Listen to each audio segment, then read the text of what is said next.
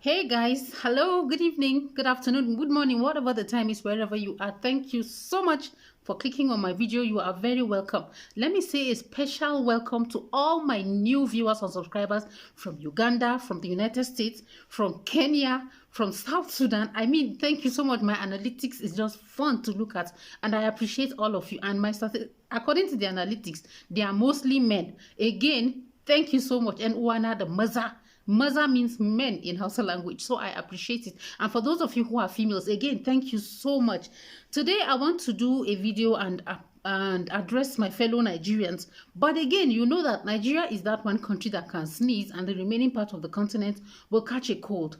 So whatever happens to Nigeria largely affects the rest of the continent. If Nigeria is unstable, our instability is going to affect the rest of the continent, and we saw what happened in the last 8 years, in that as a result of bad governance, as a result of instability, insecurity, economic hardship, Nigerians were willing to do anything under the sun to get out of Nigeria. And the remaining other African countries felt it. They knew that Nigerians were coming by the droves to their countries. So if you are an African, or if you are somebody who is interested in the politics and affairs of Africa, this video is for you. You are very, very welcome.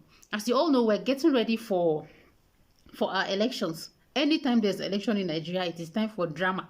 We have a flair for the dramatic. We do everything very, very dramatically, and that includes the election. So, former President Olusegun Obasanjo wrote a letter, and according to a friend of mine, he wrote a love letter to the youths of Nigeria. Essentially, the content of the letter is that young people, you have the numerical strength to make your voice be heard. Hear it. And then again, he told Nigerian young people that we should vote somebody who has physical strength and the mental agility, the mental dexterity to be able to run the affairs of the country.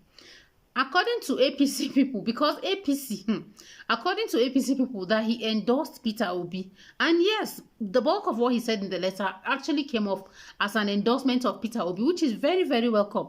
So the presidency of Nigeria was not bothered about insecurity, was not bothered about the rising rates of poverty, was not bothered about anything at all. Of all the 1,000,001 things that were disturbing Nigeria, the presidency didn't give a press statement, but they gave a press statement because one citizen who happens to be the former president of Nigeria wrote a letter to young people asking them to use their number 36 and vote.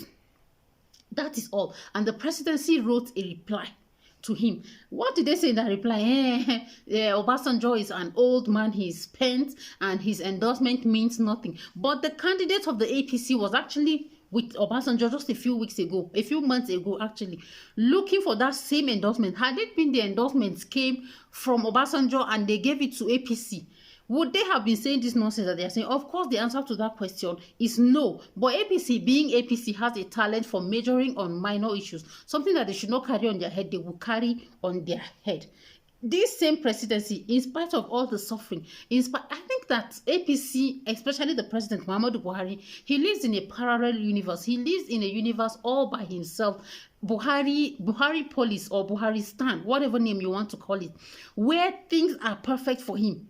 Okay, and he does not even know what is happening in Nigeria. He doesn't know that more and more Nigerians, the difference between them and sinking to poverty is one salary. That more and more people are sinking into poverty, that bandits are taking large parts of Nigerian territory. I don't even want to be talking about these kinds of things. We just have a few more weeks until they move out, and that is just it. We go commot them with our PVC.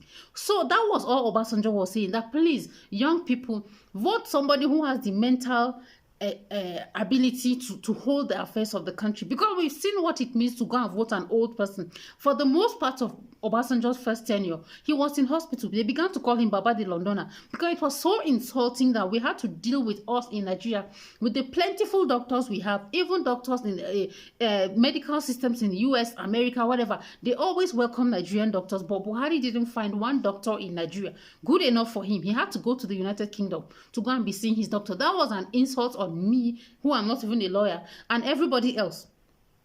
He spent most of his first tenure in the hospital. Then again, his second tenure, he's now coming to tell us. He even gave himself score and said he performed very, very well. Nigerians are the ones who will judge you by that. And we Nigerians, we have said that you didn't do very well. You performed terribly. There is no indices of human development where Nigeria did not progress under your regime.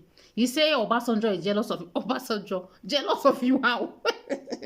These APC people, I'm telling you, they live in a parallel universe. They live in a world that is inside their imagination. But that was what they could tell us. Young people, this message is for you. If you are within the age of 18 and you have a PVC, by the way, if you don't have a PVC, guys, it is a disgraceful thing for you to be a Nigerian and not have a PVC. If you are between the ages of 18 to 45, please make sure that your PVC, when you wake up in the morning, polish it and then go and vote. What we want is for the voice of Nigerians to count. Whether you are voting Emi Lokon, whether you are voting Atiku the Katurera, or you are voting my candidate Peter Obi, who is the person that was endorsed by former President Olusegun Obasanjo, make sure that vote counts. What we are trying to do is to make sure that we strengthen the electoral institution, that is INEC, so that as time goes on, it's going to have the power to be able to dispense justice for everybody and conduct free and fair elections. But honestly speaking, I will not be happy if I catch any young Nigerian not voting, or if you go and vote somebody who is old.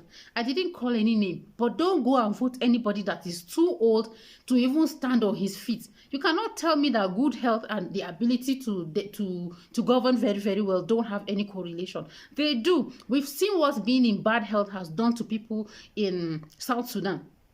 It was a recent embarrassment. There's a video on it on my channel. Look at it here. Check the description box again.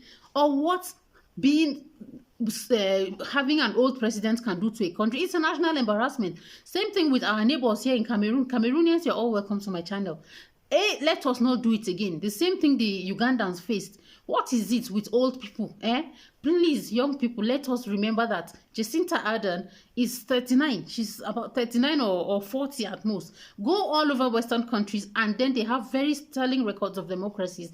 Go and see the average age of their presidents. They vote people who are in their 30s. In this country, it is not impossible. It's not a factual impossibility for somebody to be young and be president. Yakubu Gowon was 29 when he became the president. Obasanjo himself was in his 30s when he became head of state. So it is not as if it is something that is unheard of. And let us not think that because old people have shown us that being old does not necessarily confer wisdom on anybody. Okay, so please use your PVC. A lot of people in the churches right now are fasting, and part of the things we fast about is good governance. But guys, please, I am begging you, 90% of the things you are praying about, the answer to the question is contingent on who you vote for, on what you do with your PVC. It is not God's responsibility to come and vote. I've been telling people severally that God does not have a PVC. All the angels, no, INEC does not recognize them. None of them, prayer warriors. If you don't have a PVC, your prayer warrior is not going to amount to anything on the day of election. My friend lives in the US and she's diabetic. And one day she was telling me that she fell down in the hospital, in her house. She became unconscious, one of her diabetic attacks, kind of. She lives alone. And so I was beginning to be worried, like, hey, my sister, so how are you coping, this and that? And she told me, no, everything is okay. All he needed to do was to call 911, and they came and took her to the hospital and looked after her. Look at that kind of health institution. Is it not, when we ask for that kind of thing, is it too much to ask? Is it too much to ask? So guys, please let us look at people's antecedents. What have they done before? What are they capable of doing again? Today, one APC supporter was telling them on Channel TV, say it was by mistake a bullion van was seen in front of Tinubu's house. They are trying to monetize this election. Please don't collect money. Don't go and sell your vote. What we saw from 2015 till now, I pray that we never see that kind of wahala again in our life.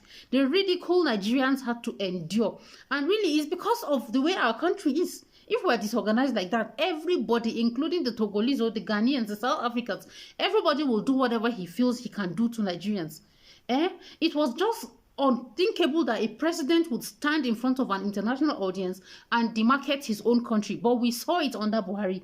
Please, this is a lesson we have learned. I suppose we have learned the very, very hard way. We have paid for that mistake with our blood. We have paid for that mistake with the extreme poverty that we had to deal with. We have paid for that mistake by seeing what our green passport has become. Peter Obi said something. He said one day we must work hard and the green passport will earn its respect again. Please vote and vote responsibly. I beg. We have plenty of work to do, and no big brother. Please don't go and put your eye on big brother and forget that you are first in Nigeria and that we must first have a stable country before we can watch big brother. I hope I made some sense to you, and if you've been watching from the beginning up till now, it means that I made some sense. Show me that by one, dropping me a comment. Let me know where you're coming from so that I can specifically welcome you. And then two, tell me your opinion on Nigerian elections that is coming. If you have a candidate, what was the criteria that you used to choose that candidate? And then please drop a like for this video as well. That will help me with the algorithm, because the more likes, it means the more the algorithm will understand that I'm making some sense. So thank you very much. I appreciate it, and I will see you all in my next video. Please have a nice day, everyone. Bye.